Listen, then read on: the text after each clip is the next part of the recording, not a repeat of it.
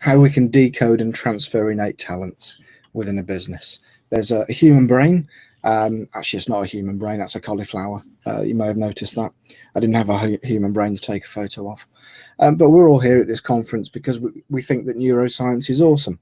We think it's fantastic, and we want to know how we work. We want to understand ourselves. We want to control ourselves. Of course, some people want to control other people as well, but that's not what we're here to talk about today. We're all fascinated by neuroscience facts. You know, they're in the press almost every week, some new discoveries being made. So, for example, we've almost always thought that nerve cells don't regenerate. In actual fact, they do. Most of your brain is plastic, meaning it can change its function. Functions can move around the brain. So this old idea that, right brain is where creativity is, and this bit over here is where language is processed, is nonsense. Most functions happen across the whole brain, and in fact, functional areas can move around the brain so that people can recover from damage such as strokes, head injuries, and so on. Your brain has 100 billion neurons, and each neuron has anything from 1,000 to 10,000 synapses. That's connections.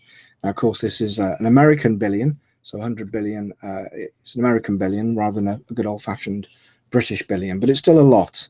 I think you'll understand that's still a lot of connections packed into very small space, and that's what's made it very difficult to understand how the brain actually works, because these connections are so tiny. It's only been fairly recently that we've developed the technology to actually look inside the brain and to see these connections working. So here's some even more amazing neuroscience facts for you. Scientists have electronically inserted memories into the brains of mice.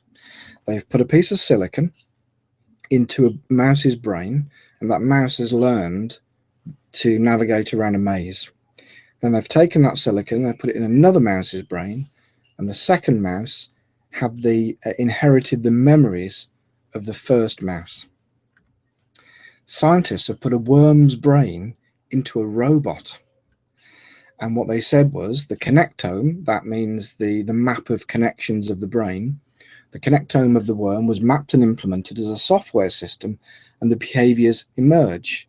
So when they presented the worm with the robot with the same stimuli as the worm, the robot behaved in the same way.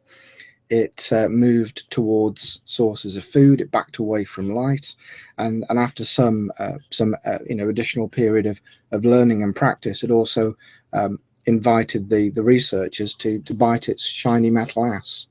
So as you can see, research and development into robotics and neuroscience are very much working hand in hand.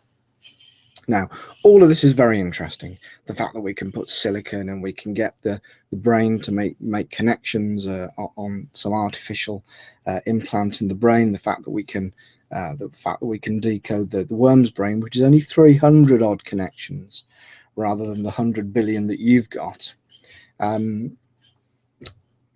Really irrelevant unless you've got these in your desk at work. So, you know, if you happen to have any of these in your desk, then you're okay. You can be transplanting skills and talents and knowledge from one person's brain into another. Maybe you've got one of these things, a Siemens convulsator, which is an electro shock therapy machine from the 1960s. If you've got one of those in the office, then that's great.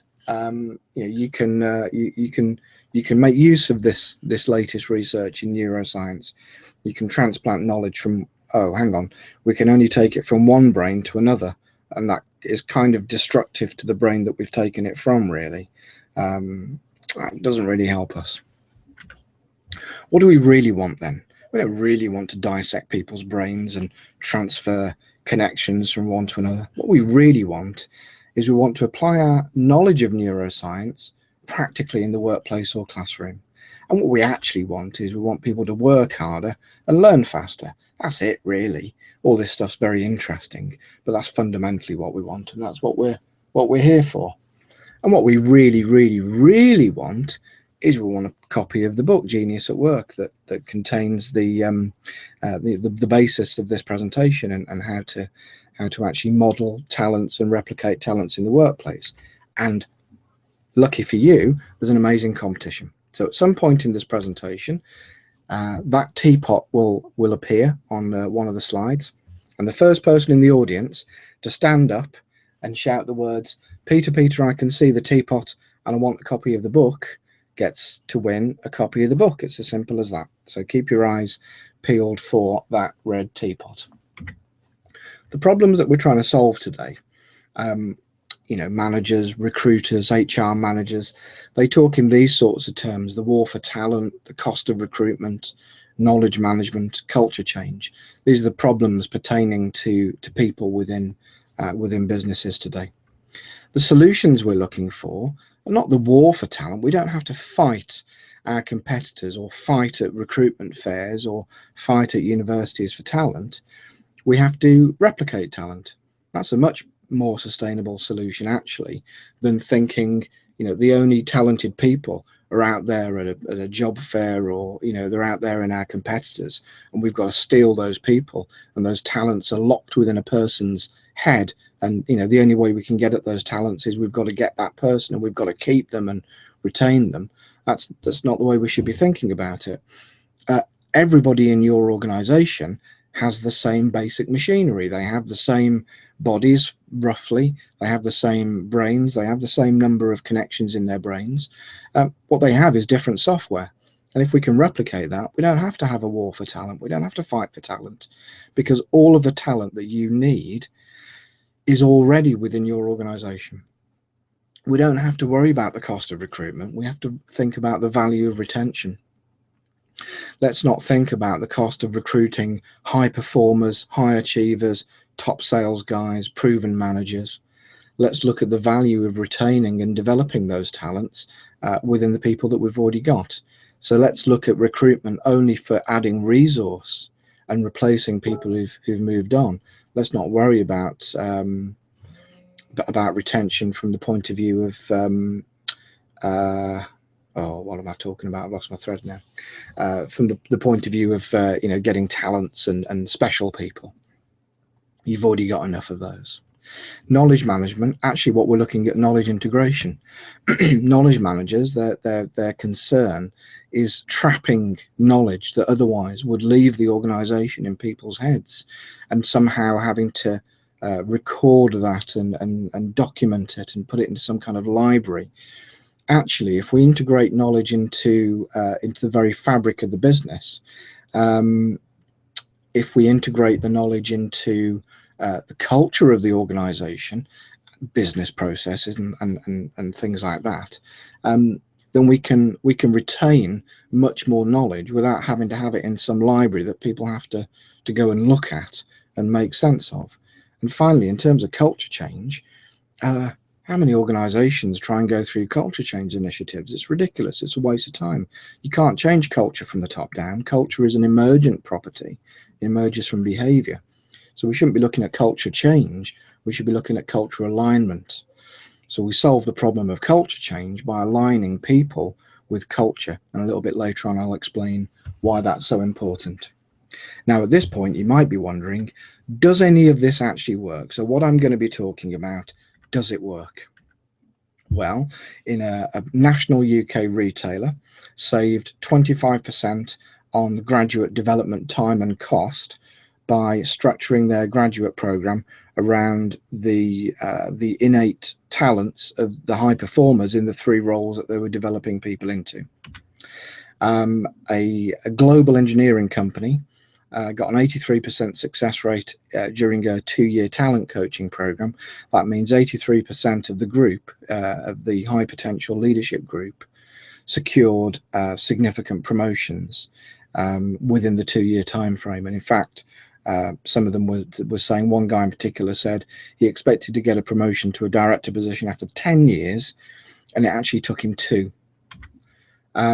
Sales conversions, both in a call center and in an engineering company, 200% increase in sales conversions. So that same number of leads, double the amount of sales revenue from that, or closed won sales from that.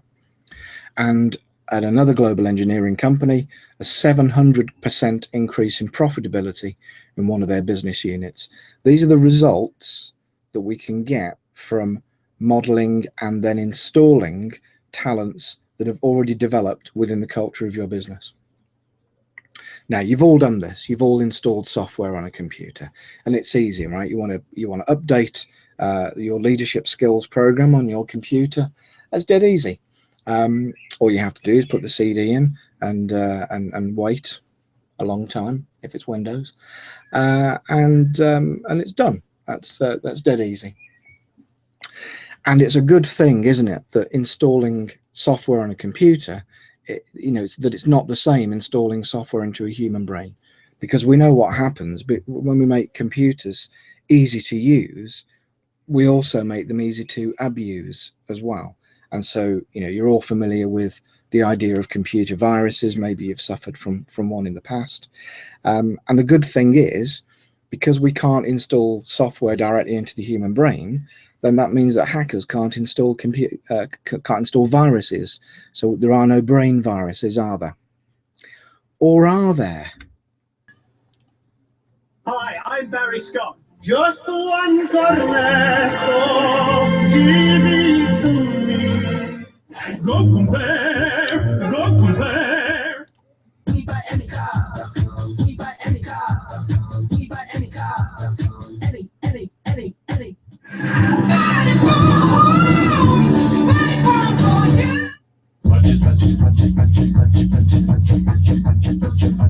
Hi, I'm Barry Scott.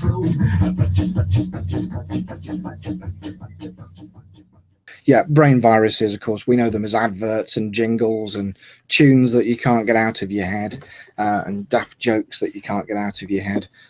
So yes, of course, it's perfectly possible to install brain viruses. What about this? What if we could copy this software from one person's brain to another? Somebody who spent a lifetime acquiring certain skills, when they retire, when they leave the business, that all that knowledge is gone. What we really want to be able to do is transfer that into somebody else's brain.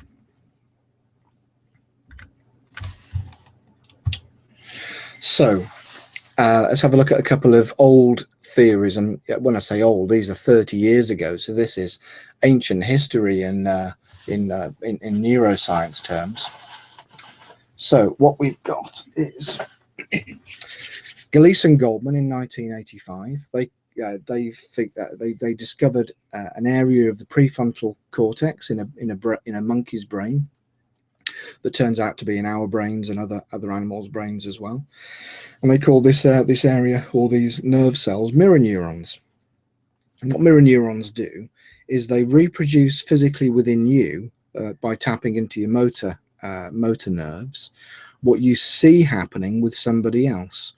So what they allow you to do is two things. They allow you to watch somebody else do something, and you can copy the action. So if you've ever done anything like learning dance steps or learning martial arts or anything like that, where you're watching what somebody else is doing and trying to copy it, then those mirror neurons are what's actually doing that. That they're actually allowing you to do that, and that's what we call behavioral learning, where you're just learning a series of motor actions. And you can't really describe what it is that you're doing. You can't explain what you're doing, but you can just do it. Like if you've ever tried to remember a phone number by tapping out the number on an imaginary keypad. You can't articulate the number or the memory, but you can play out the behavior, and you can watch yourself doing it, and that reminds you of the phone number. The second thing that these mirror neurons allow us to do is have empathy. So we watch somebody else's behavior or their facial expression, and a feeling is reproduced within us.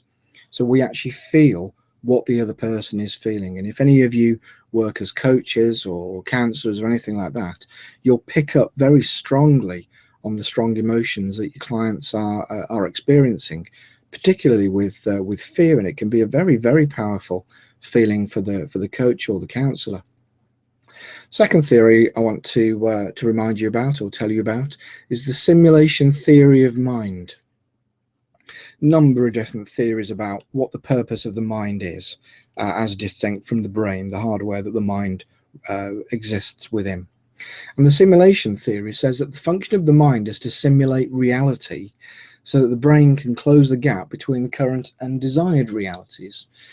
What that basically means is you can think about something that you want, and your body will organize, your brain will organize the behavior, the actions that your body takes, so that you achieve that goal. And actually, when we look inside the brain, we actually do see functional areas of the brain that are a direct mapping to motor outputs, a direct mapping to all sensory nerve inputs, and another area which is an internally generated representation of sensory inputs. So basically, we have two maps. I mean, literally within the cells, the connections within your brain, you have a map of how the world is now, and a map, literally, of how the world needs to look and sound and taste and feel when you have achieved whatever goal or outcome it is that you're interested in. So behavioral modeling, it allows you to observe, to identify, to emulate. And there's a picture of some chimpanzees, I guess, and they're using twigs to get ants or termites out of a termite mound. And you can see the one in front is he's learnt to use the tool, and the one behind him's got one as well. So what happens is, in the wild, one animal figures this out, others watch, they copy, they work out that they can get the same results, and then that behavior then spreads throughout the population. Now, here's another video, which I'm going to stop because I need to show you the actual video with the music. So, what this is right, I'll stop it. All right, sorry about this again. Screen share, yes, go away. Screen share, this one. Okay, so what this is a nice example of behavioral modeling. This is a guitarist. This is from YouTube, and this is a guitarist who is going to do a demonstration of the styles of 10 other guitarists, and it's a really nice example of behavioral modeling.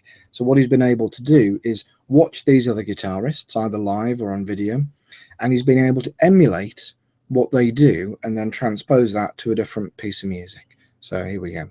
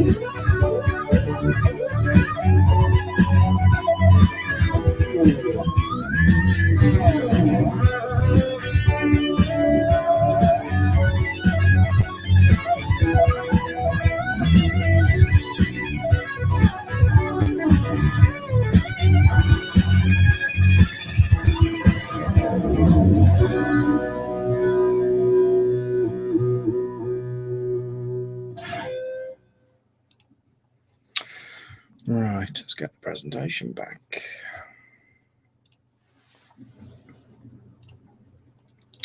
So that was a demonstration of behavioral modeling, and I hope that you could hear the, there we go.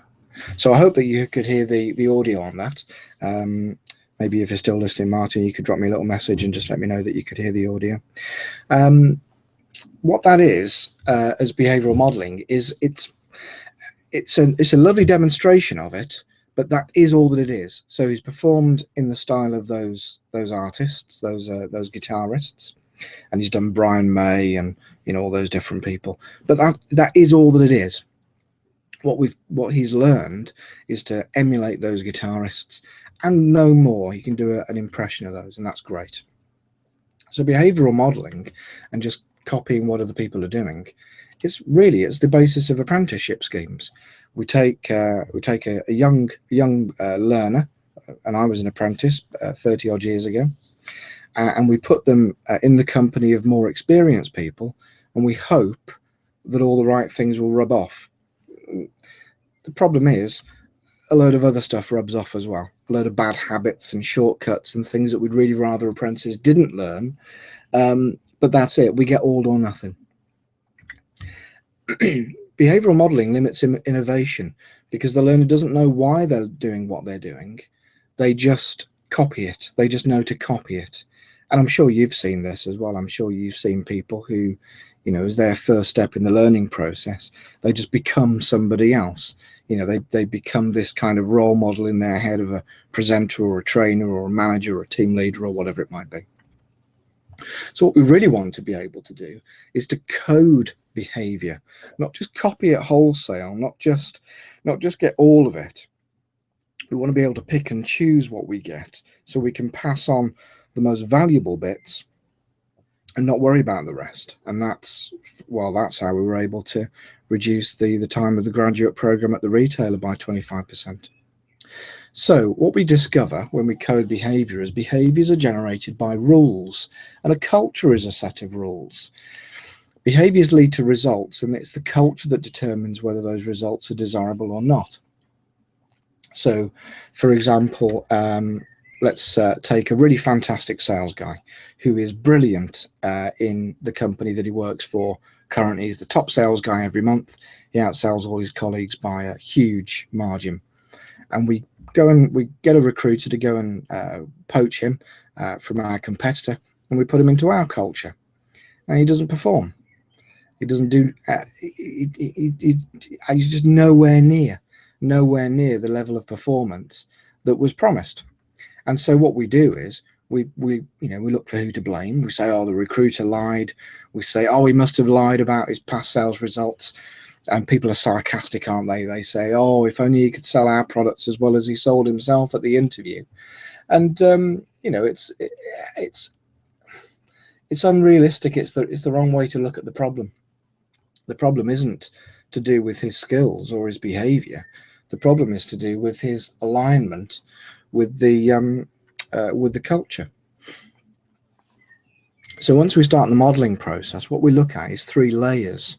We've got within a person, in the middle, we've got a person's perceptions and thoughts, so how they interpret the world and what they think about that.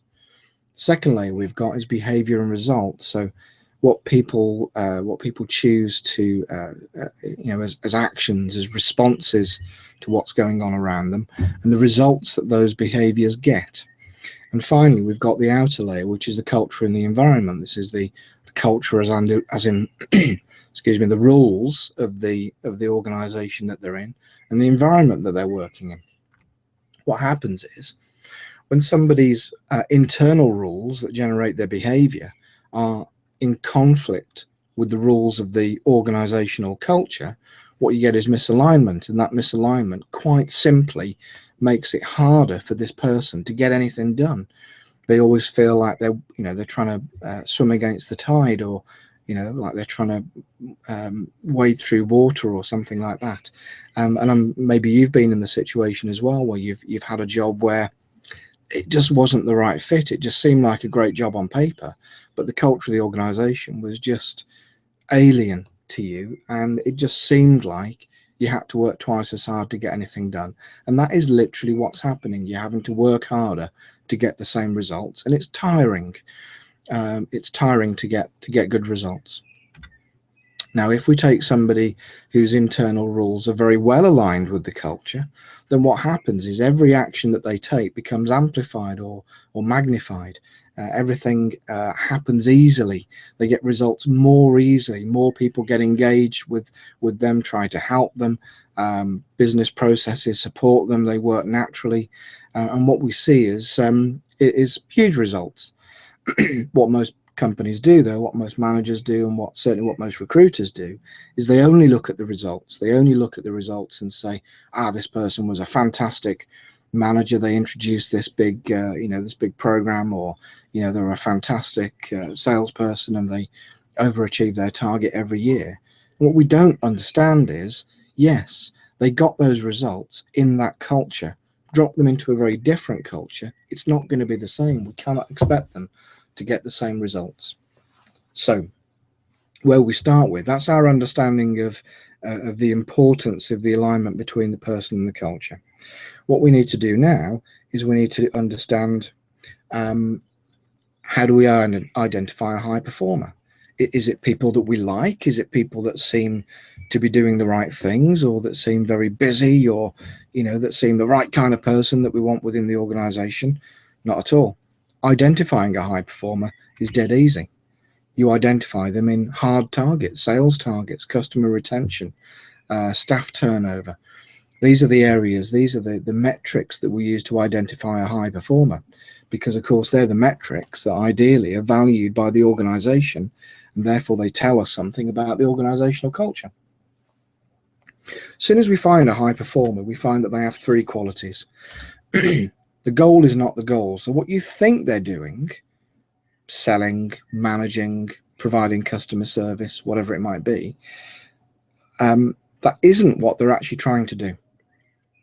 The goal that you value them for, to them, is just a means to an end. And we need to find out what that end is. Their goal is not the same as what it looks like they're doing. Their methods are counterintuitive. So once you actually find out how they're achieving outstanding results, it's a genuine surprise. It's so counterintuitive, in fact, that often they seem to be doing the exact opposite to what you think they're trying to do. So the best salespeople aren't trying to sell. Ironically, the best leaders aren't trying to lead. What they're trying to do is often the exact opposite. Finally, high performers make it look easy. They are the people who seem to get double the results of everybody else for half the amount of effort. For them, it just seems easy, effortless. Excuse me. Once we start to model them, we find out that actually they don't just make it look easy, they actually cheat. They stack the odds in their favor, and they make it easy for themselves. So the methodology is based on the fact that they can't explain what they do. And therefore, what you'll hear if you go to a high performer and you ask them, how do you do this? How do you do what you do? How do you get great sales results? How do you motivate your team? Whatever it might be. What you actually get in answer is two things that I call rituals and incantations. So an incantation, and I've got to tell you, these are real phrases that I've heard from salespeople as a customer. The incantation is like a magic spell. It's basically, if I just say these words, then I'll get the right result. I'll get what I want. So I had a cold call from a double glazing company. And the woman said, if you were to order double glazing today, how many windows would you need? 3, 4, 5, 6, 7, or 8? Because at some point, somebody that's written the sales scripts has thought, hey, if we only ask customers a closed question that presupposes they're going to order double glazing, then they will automatically say, oh, I'd order 6, which of course is ridiculous because my answer was none. Went to a look at used cars. Sales guy totally disinterested, totally bored, looking at his watch, making it quite clear that he just wanted out the showroom as quickly as possible. And as we were leaving, because he's had his sales training and he's been taught the incantation, the magic phrase that he's got to say, he says half-heartedly at the end, "So, can you see yourself sitting in a new Peugeot?" To which the answer was no, because some clever person who's written the sales training has figured out that if you get people to imagine themselves in the car, then you're halfway home to selling it. Yeah, well, that's got to be aligned with a sales guy who's actually enthusiastic and cares and doesn't just stand there sighing loudly and looking at his watch and letting you know that you're in his, you're in the way of him and his tea break. And there we are, happy customers sitting in our cars, and therefore we're automatically going to buy them now. A ritual is similar to an incantation. As a ritual is a series of actions. If we perform these actions, then good things will result. So went to look at, did some mystery shopping actually for a mobile phone retailer. And what they do is they take you through this very convoluted and complicated sales process. Part of it is they unwrap a brand new phone for you. And when they give it to you, they don't just pass it across the table or just hand it to you. They do this. They hand it over in 2 hands. And the instructions in the mystery shopping assignment said they are to hand it to you both hands as if it is something of great value, like it's a diamond ring or something like that. And that, if you went into an exclusive high-end, Bond Street in London, or really posh shop, really exclusive, and you go in there and they're saying, "Oh, good morning, sir. Good morning, madam. How would you like a drink while you're having a look at the phones today?" and all of that. Would you like a biscuit with that? If they did that, then this 2-hand pass would kind of make sense. But when you're in the high street, in the shopping centre, and the guy sat there and his hair's all a mess, he's wearing a cheap suit, he's got food down his tie, and he's ridiculed you up until that point, he actually sat there and ridiculed my previous choice of mobile phone and snorted at me. Then, when he does that, the 2-handed pass, it's completely out of context. It's ridiculous. It makes no sense at all. So the methodology is we identify 3 high performers, we identify 3 average performers, we interview and we observe both of them, and we cross-reference the interviews and the observations, and then we analyze that and distill that down into the minimum number of steps to reproduce the model. Now, you might think, or you might wonder, why do we compare high performers with average? Why don't we compare the high performers and the low performers? Surely that's a bigger contrast and therefore it makes the process easier. No, because high performers and low performers don't just get different results, they have totally different outcomes. So, for example, in a sales team, the high performers' goal is to make loads of money or exceed his sales targets, or to make a load of money to pay for his next expensive holiday or something like that. The low performer's outcome is not to sell, it's to avoid being sacked. And so you can't compare 2 people who have different outcomes, because what you'll see is their behaviors are totally different because they're trying to achieve different things. So if we compare the high performers to the average, who are at least trying to achieve the same goal, then that's where we get the contrast that we're interested in. When we do the analysis, remember that the high performer, they can't explain what they do. Anything that they tell you is irrelevant. You can't see it just by watching. What you will see is something that's completely different to the behavioral modeling, just the copying, the emulation that I showed you earlier. What you'll see is something that's emergent. Now, I've lost the sound again, so let me just grab the video, and I'm going to show you a video now of a guy who I met last year, and earlier this year I went to interview him. He's a guitarist, And he uses basically these same techniques to learn new new guitar techniques, new methods of playing the guitar. And the other guy that you saw, what he's doing is he's copying other guitarists. So he can do an impression of Eric Clapton. He can do an impression of Brian May. But that's it. That's and no more than that. What this guy does is he takes these styles from other musicians and he integrates them fully into his own personality. And he even writes new music and compositions. He composes using these new styles that he's integrated. What he's going to show you here, this is almost 5 minutes, this video. What he's going to show you is a sequence of demonstrations that build up different styles of playing the guitar. You may or may not recognize the different things that he's doing, but what I want you to do is notice how at each demonstration that he's going to give takes the one that he's done before and adds something new to it and integrates it, and that the whole process is seamless.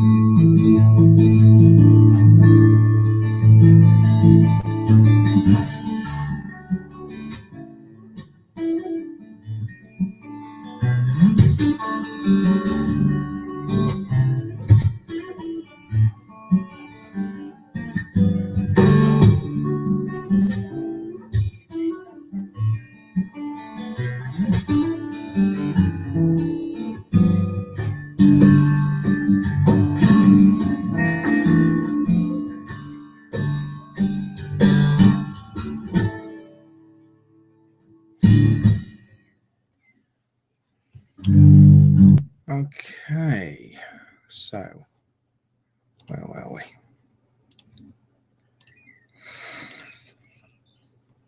So that's an example of what I'm calling emergent talent.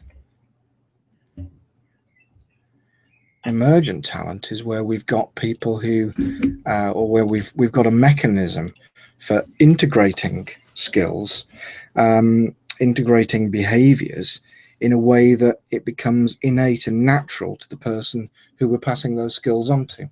So rather than them just copying and having no idea why they're copying, what we're doing is allowing them to integrate, and most importantly improvise, because you can guarantee it doesn't matter how well you train, for example, your salespeople in all the rituals and incantations that are sure to get your customers, queuing up to buy cars and mobile phones and double glazing. The reality is, in the real world, in a real customer interaction, everything changes. Your customers don't follow the script. That's the problem with rituals and incantations, is your customers and the people that your high performers are dealing with, they don't have a copy of the script. What we're allowing people to do by installing these talents and these skills and behaviors is we're allowing people to adapt to every new situation, to adapt and to continually evolve best practice. See, if what we did, and this is a typical top-down kind of approach that you'll see companies adopt, they'll say, right, we want to make all our guitarists just like that guy, and his name's Byron. So we'll just tell our guitarists from now on to be passionate and to be best in class, and to go the extra mile and to enlighten our customers. See, that's really interesting, because when I asked that guy Byron, the guitarist, what was his goal, what did he really want from the audience, it took a bit of digging, because his first answer was, for them to have a good time and to enjoy it and all that. No, you don't. That's irrelevant, because that's about them and that's out of his control. What does he want? If the audience were completely under his command, what does he want? And what he actually wanted was to enlighten them. He wanted to show the audience something they'd never seen before, something that would make them leave his performance saying, wow, and feeling, the word he came up with was enlightened, to enlighten them. And you can certainly see how he achieves that through the way that he uses the guitar. Another thing that I hear a lot in training in HR departments is about making learning stick. How do we make learning permanent? How do we get people to remember stuff after they've left the classroom? And look at this. We've got all these different websites and articles and books that I found on making learning stick, knowledge retention. This is all a red herring. This is all, this is all training companies trying to make their training stand out, saying, this Ebbinghaus forgetting curve, and people need to repeat something a certain number of times before they retain it. And it's all about retention and testing and knowledge. And what do you remember from the sales course that you were on last week? It's nonsense. It's a waste of time. It really is a waste of time. When we do the installation process, it doesn't matter that people retain it or not. The point is that by the time they've left the classroom, their behavior has already changed. Drop them into the working environment and they will display the new behaviors, the behaviors that you want them to take on. Here's an example.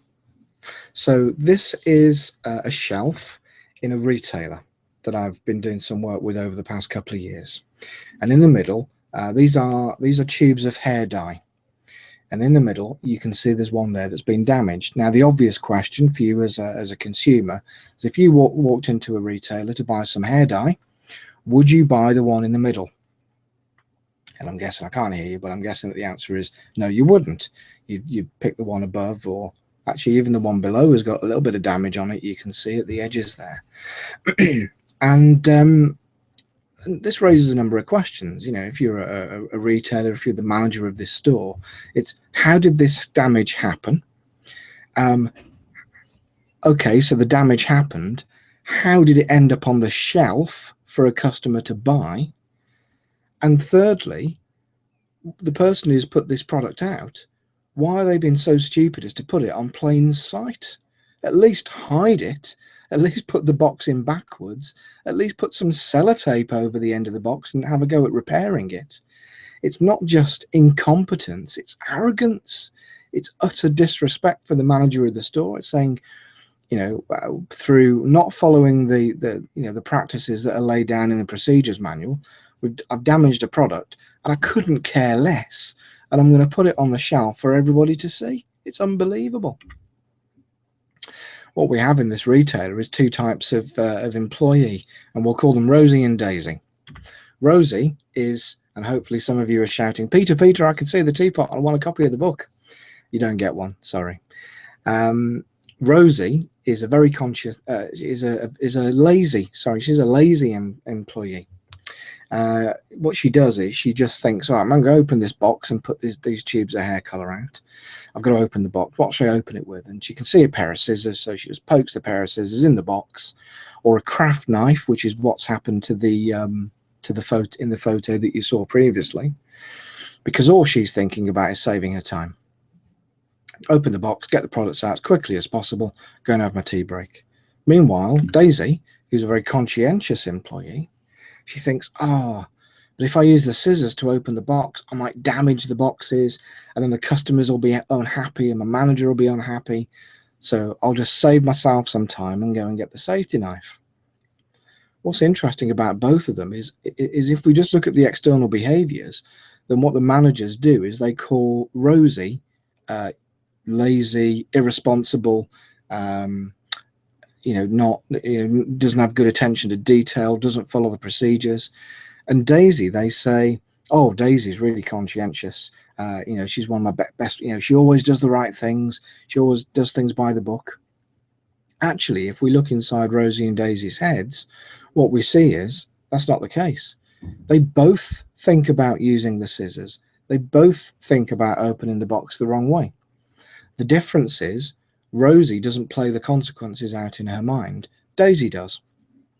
So they both are motivated by saving themselves time. It's just that Daisy realizes she'll only save herself time if she does it properly.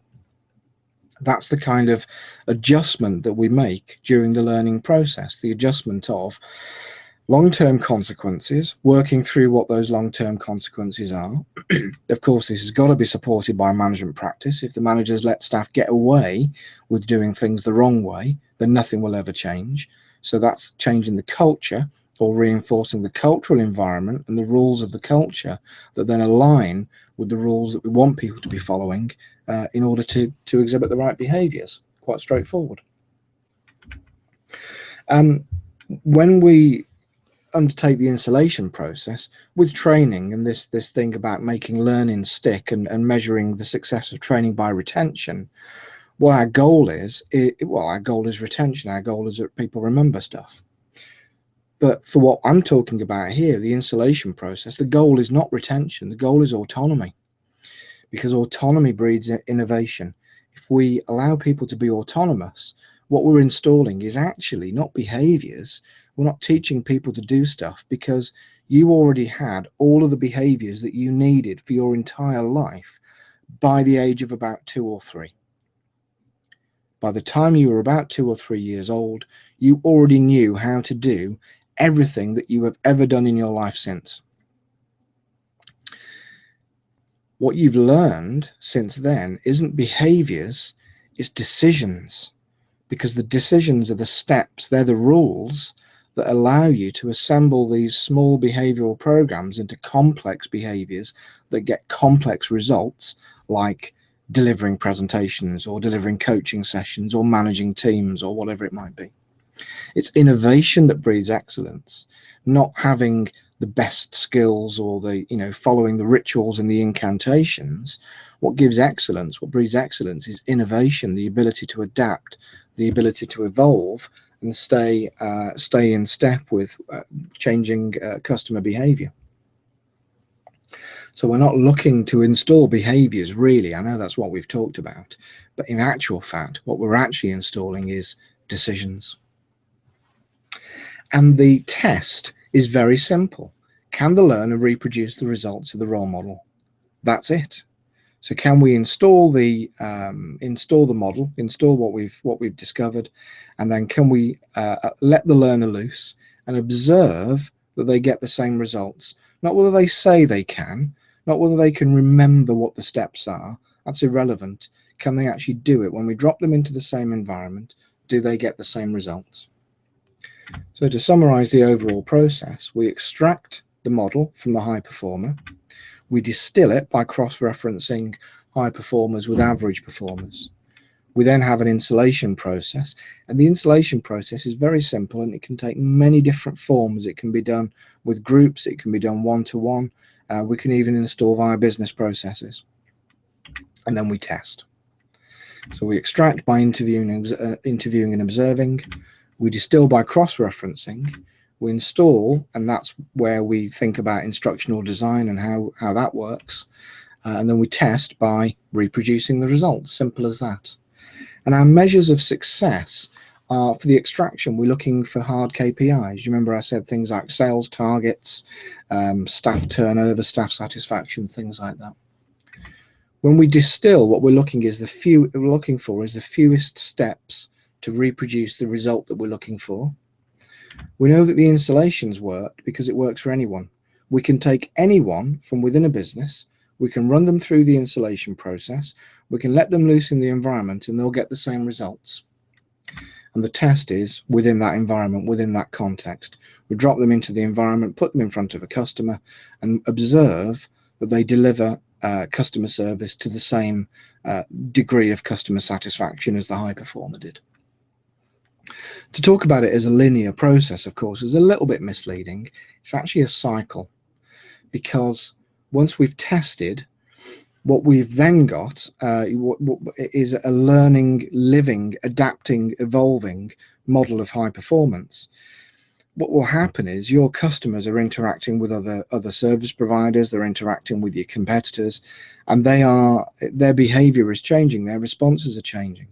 And so if we're installing the model correctly, the model will evolve. It will the model or the high performance behaviors will evolve. They will change over time. So what we actually need to be doing is, once we've installed that across the whole of the team, we can then look back 6 months later and we will find the best practice has changed slightly. So we need to look at the modeling process as being an ongoing cycle, where we're maintaining and evolving and sharing best practice within a team or within a business. So that's the end. I'm going to have a Q&A now, and at the end of the Q&A, I'm going to say, leave you with some tips or some advice, which is, don't look outside your organization for talent. That's not where it's to be found. Only hire for resource. Talent is already within your business and it's evolving. Don't spend money on alien training programs. Don't go out and buy an off-the-shelf fantastic leadership program or the new fantastic sales training program, because within 6 months it will be gone. You can train all your salespeople, all your managers. Within 6 months, that latest whizzy fantastic program will have disappeared without trace, and it will have disappeared because it is not aligned with the culture of your organization. It didn't evolve within the business. Don't look outside for the answers. The answers are already within your business. Replicate what's working now. And finally, you can't allow innovation and creativity. I hear managers saying, oh, we need to foster innovation, we need to make people more creative. No, you don't. You cannot allow innovation and creativity. It's a given. It's part of what happens when you employ humans. You can't make people innovative and creative. They already are. What we need to be doing is looking at them and modeling, what are they innovating, what are they creating, and then how can we extract that, share that within the business to share those results for everybody. There's some resources that you can go to. If you can go to my website, you'll see there's a link on the homepage that's got, you'll see there's sample modeling reports. There's links to some of the videos that I've shown you today. There's links to some bits of research and some other stuff that you can read. And of course, you can buy the book. And that is all that I have to say on the subject. Oh, that's the link on the homepage. That's where you'll find that. And that is all I have to say on that subject. Thank you very much. So the first thing I've noticed is that that's quite a bit over 40 minutes. But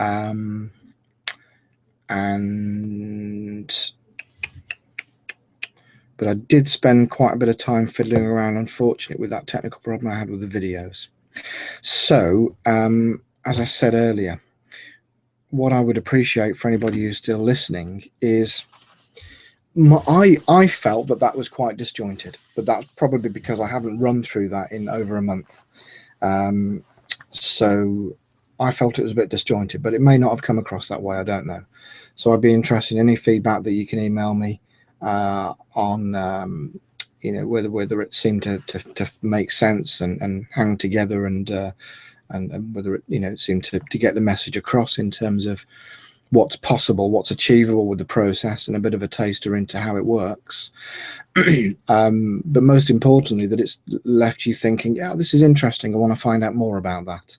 That's the that's what I'm really trying to achieve, and that's if anybody's still out there, then that's what I'd like some feedback on, if possible. So I'm going to stop the broadcast shortly, and I'm just again, for anybody who's still there, then just I'm very grateful for your time and your attention.